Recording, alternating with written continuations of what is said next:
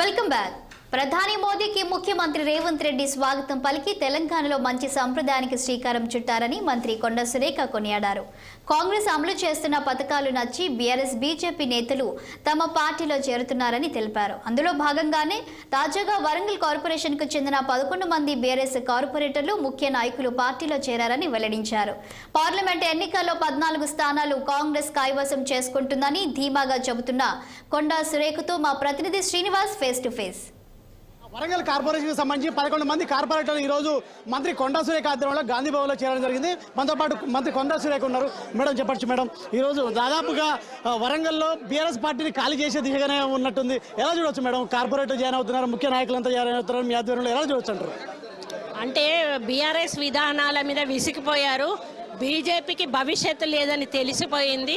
రేపు ప్రజలకు ఏమైనా చేయాలంటే కాంగ్రెస్ పార్టీ వల్లనే సాధ్యమవుతుందని నమ్మి ఆ విశ్వాసంతో ఈరోజు జరిగే ఎన్నికల్లో మా పాత్ర ఉండాలి, ఈ ఎంపీ ఎన్నికల్లో మా పాత్ర ఉండాలి, ఆ గెలిపించే దాంట్లో మా పాత్ర ఉన్నప్పుడే మేము ప్రజలకు బాధ్యులుగా ఉండి 6 గ్యారంటీల్లో కూడా పాత్రలమవుతాము అని చెప్పి ఒక విశ్వాసంతో వాళ్ళందరూ స్వచ్ఛందంగా బీజేపీ వాళ్ళు ఎంత ఫోర్స్ చేసినా కూడా వాళ్ళు రావడం జరిగింది. గత ఎన్నికల్లోనే నా ఎలక్షన్స్ అప్పుడే వాళ్ళు రావడానికి ప్రయత్నం చేసినా కూడా అప్పుడు బీఆర్ఎస్ వాళ్ళు పేరున కూడా వాళ్ళను మెసేజ్లు పెట్టి ఫోన్లు చేసి చంపుతామని, కేసులు పెట్టిస్తామని రకరకాల బెదిరింపులు పెట్టి ఆ రోజు రాకుండా అడ్డుకున్నారు.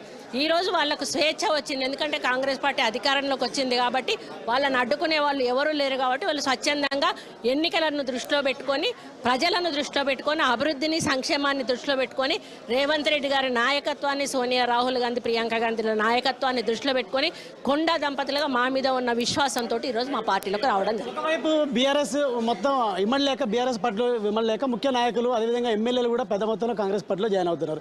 మరొక వైపు ఇటు కాంగ్రెస్ పార్టీని బాగా విమర్శిస్తున్న పరిస్థితి ఎలా చూడొచ్చు? ఇటు కేటీఆర్ కావచ్చు, హరీష్ రావు కావచ్చు, ముఖ్య నాయకులంతా కాంగ్రెస్ పార్టీని విమర్శిస్తే ప్రజలు నవ్వుతారండి. ఎందుకంటే నిన్న మొన్నటిదాకా వాళ్ళే ఉన్నారు అధికారంలో, మేము వచ్చి 2 నెలలు కాలేదు.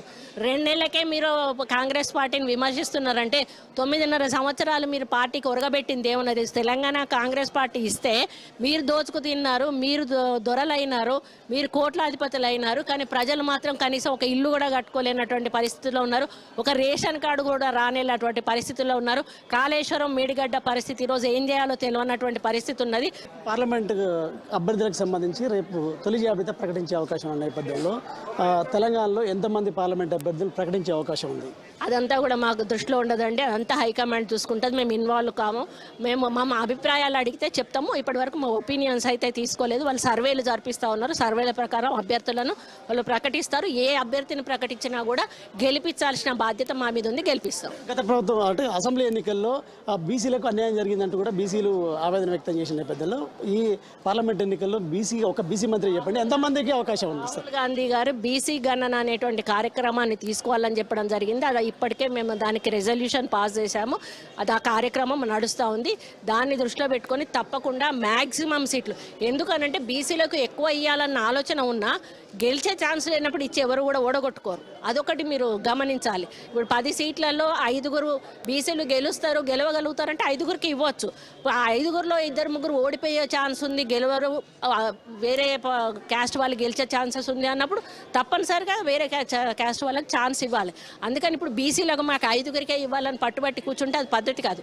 గెలిపే లక్ష్యంగా మనం క్యాండిడేట్లను ఎన్నిక చేయాలి కాబట్టి కొంచెం అటు ఇటు అయినా కూడా మేము బాధపడే సమస్య అయితే లేదు. చివరిగా చెప్పండి, ఎన్ని పార్లమెంట్ స్థానాలు కాంగ్రెస్ పార్టీ గెలవబోతుంది? 14 నుంచి 15 స్థానాలు తప్పకుండా గెలుస్తారు. Thank you. ఖచ్చితంగా పార్లమెంట్ ఎన్నికల్లో కాంగ్రెస్ 14 నుంచి 15 స్థానాలు గెలుస్తుంది. ఖచ్చితంగా ఏదైతే బీజేపీ ఆరోపిస్తున్న విమర్శలు మాత్రం అర్ధరహితం అంటూ కూడా కొండ సురేఖ చెప్తున్న పరిస్థితి. కెమెరామెన్